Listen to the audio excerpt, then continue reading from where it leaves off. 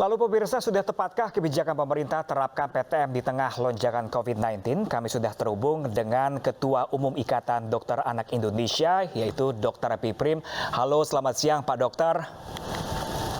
Selamat siang.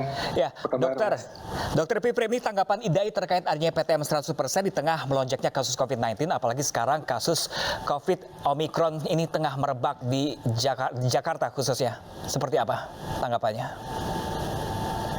Ya, kami sebagai organisasi profesi ya, tentu saja kami juga ikut menyambut baik ya tentang sekolah PTM ini ya. Namun demikian syarat-syarat untuk PTM ini kami sudah tuangkan dalam rekomendasi Ikatan Dokter Anak Indonesia pada tanggal 2 Januari ya. Apalagi mengingat ini kan pasca liburan panjang ya. Betul. Pasca liburan Natal dan Tahun Baru. Biasanya habis liburan ini suka naik tuh kasus COVID-nya ya. Nah, sehingga walaupun kita bergembira dengan PTM, ya, saya lihat banyak sekali yang euforia, anak-anak juga senang. Ya. Tapi sekali lagi jangan sampai euforia kita ini kemudian mengorbankan kesehatan anak-anak kita sendiri. Ya. Jadi kami mengeluarkan rekomendasi ya diantaranya khususnya pada anak-anak usia ya itu ada 13 rekomendasi. Di antara yang paling penting adalah 100% guru, siswa, dan petugas di sekolah itu harus sudah vaksinasi 2 kali. Ya. Kemudian untuk anak-anak yang usia 6 sampai 11 tahun, ini kan baru satu kali vaksin ya. Ya, baru 1 kali.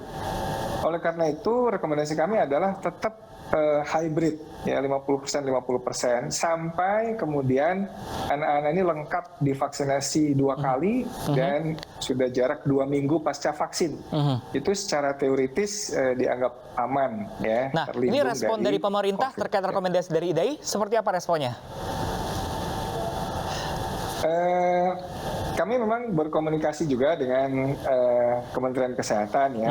Cuman untuk masalah ini saya kira pemerintah mungkin juga ada beberapa pertimbangan yang saya juga nggak paham ya. Tetapi kalau dari sisi IDAI ya, prioritas kesehatan anak itu harus ditempatkan paling tinggi ya. Setelah anak mendapatkan hak yang untuk hidup sehat, baru kemudian haknya untuk melakukan pendidikan ya. Sehingga dengan demikian vaksinasi itu salah satu upaya di samping protokol kesehatan ya. Dan saya kira masih ada juga orang tua yang galau ketika anaknya belum vaksinasi lengkap lalu masuk ke PTM ya. Nah, ini juga menjadi pertimbangan seharusnya sehingga PTM ini bukan harus dipaksakan ya, tetapi menjadi pilihan bagi orang tua yang belum bersedia karena anaknya belum vaksinasi lengkap ya atau anaknya ada komorbid ya. Ini juga menjadi pilihan yang harus dihargai oleh pemerintah maupun pihak sekolah. Oke, Pak Epiprim, ini kan anak-anak baru menerima tadi sekali vaksin ya Pak Epiprim ya, tapi pemerintah sudah mulai PTM nih. Apakah ini vaksin diterima sang anak ini sudah efektifkah menangkal? Apakah sebaliknya? Kalau vaksin baru 1 kali ya memang sudah terbentuk antibodi tetapi belum protektif ya, belum cukup untuk bisa melindungi ya. Karena secara teori dia 2 kali dengan jarak 28 hari dan 2 minggu pasca vaksinasi kedua. Ya, jadi kalau perhitungannya sebetulnya baru bulan Februari mungkin anak-anak itu sudah bisa lengkap vaksinasi ya. Jadi sebaiknya seperti apa Pak Epiprim? Karena ini kita lihat dari sekolah-sekolah di Jakarta, di daerah nih mungkin tidak mendengar rekomendasi dari IDAI yang harus 50-50. Namun hampir semuanya masuk nih Pak Epiprim 100%. Apakah kita harus segera memberikan dosis vaksin yang kedua? Atau menunda PTM itu? Ya. Ya, ini kan IDAI bukan eksekutif ya. Kami dari organisasi profesi memberikan rekomendasi ya. Dikerjakan atau tidaknya kan sebenarnya bukan wewenang kami ya. Namun demikian bisa juga upaya-upaya untuk melengkapi vaksinasi ini dilakukan sembari anak-anak itu sekolah ya. Satu. Yang kedua, Jangan lupa protokol kesehatan mesti diterapkan dengan ketat. Karena memang untuk melindungi dari COVID ini, vaksinasi kan memang salah satu ya. Upaya lain adalah dengan protokol kesehatan.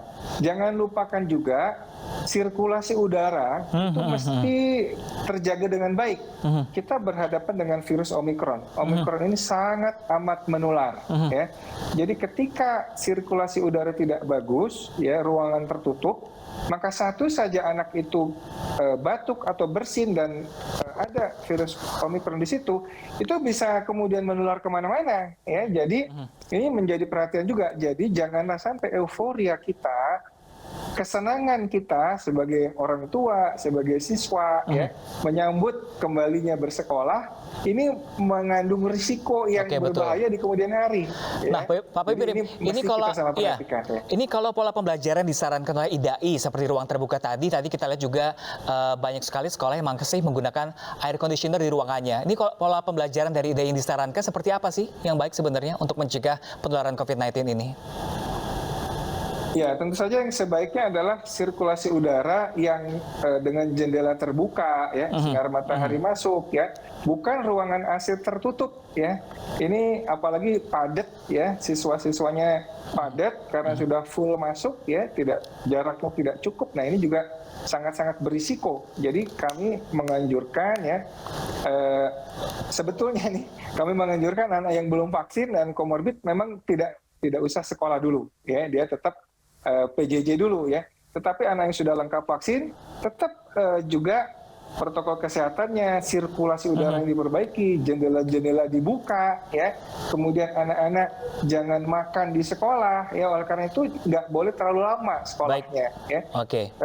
Makannya nanti di rumah lagi gitu. Oke. Ya. Jangan makan bareng-bareng. Ya, baik, terima kasih banyak Dr. Piprim Basarah atas informasinya. Semoga kita juga berharap tidak ada terjadinya klaster COVID-19 di sekolah kembali. Terima kasih Pak Dokter.